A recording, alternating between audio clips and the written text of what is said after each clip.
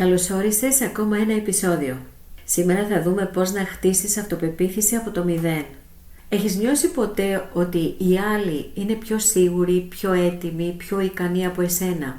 Ότι κάτι σου λείπει για να κάνεις το επόμενο βήμα?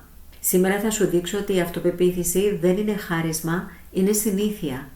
Και μπορείς να τη χτίσεις, ακόμα και αν σήμερα νιώθεις ότι δεν έχεις τίποτα να δείξεις. Πολλοί νομίζουν ότι η αυτοπεποίθηση είναι το να μην φοβάσαι. Ότι είναι να είσαι σίγουρος ότι όλα θα πάνε καλά. Ότι είναι να μην έχεις αμφιβολίες. Λάθος.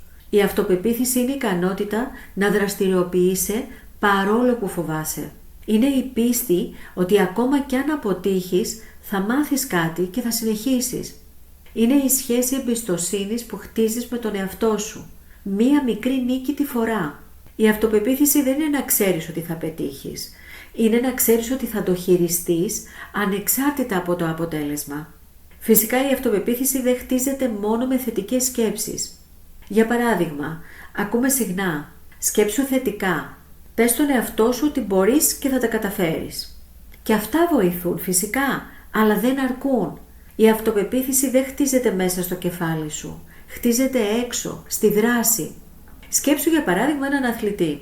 Μπορεί να οραματίζεται τη νίκη, αλλά η αυτοπεποίθησή του έρχεται από τις ώρες προπόνησης. Κάθε επανάληψη, κάθε μικρή βελτίωση, κάθε φορά που σηκωνόταν μετά από μία πτώση. Η αυτοπεποίθηση φαντάσου ότι είναι σαν μυς. Δεν φτιάχνεται με σκέψεις, φτιάχνεται με επανάληψη. Θες να σου πω 3 πρακτικές ασκήσεις για να χτίσεις αυτοπεποίθηση από σήμερα κιόλας? Πρώτον, η λίστα των 3 νικών.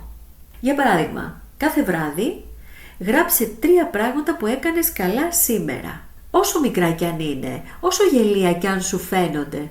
Για παράδειγμα, σηκώθηκα νωρίς. Θα μου πεις αυτό είναι σημαντικό? Βεβαίως είναι σημαντικό όταν εσύ είσαι ένας τύπος που θέλεις να κοιμάται παραπάνω, που δυσκολεύεται να ξυπνήσει το πρωινό. Άρα λοιπόν, αν γράψεις σηκώθηκα νωρίς, τα κατάφερα, έκανα ένα μικρό βήμα, όσο ασήμαντο κι αν φαίνεται. Είχα μια καλή συζήτηση με κάποιο άτομο που συνήθως πάντα αρπάζουμε μαζί του. Τελείωσα μια δουλειά. Αυτό το τελετουργικό εκπαιδεύει το μυαλό σου να βλέπει την πρόοδό του. Δεύτερον, το μικρό βήμα. Διάλεξε έναν μικρό στόχο. Για παράδειγμα, 5 λεπτά διαλογισμό που συνέχεια θέλεις κάθε μέρα να το κάνεις, αλλά το αναβάλεις. Ένα email που αναβάλεις να στείλεις. Μια βόλτα που λες κάθε μέρα ότι θα την κάνεις τη βόλτα, αλλά ποτέ δεν γίνεται. Κάνε τον χωρίς δικαιολογίες. Μετά, γράψε πώς ένιωσες. Η επανάληψη μικρών βημάτων φτιάχνει την πίστη στον εαυτό σου. Και τρίτον, η στάση του σώματος. Σε έρευνες έχει δείξει ότι η δύναμη stance, όρθιος δηλαδή, με ανοιχτούς ώμους, για 2 λεπτά μειώνει την κορτιζόλη και αυξάνει την τεστοστερόνη.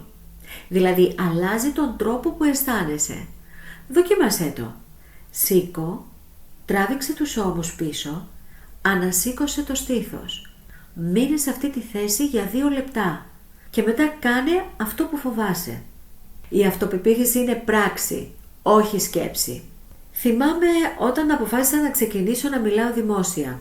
Η φωνή μου έτρεμε. Τα χέρια μου ίδρωναν. Στο πρώτο μου event ένιωσα ότι δεν ήμουν αρκετά καλή.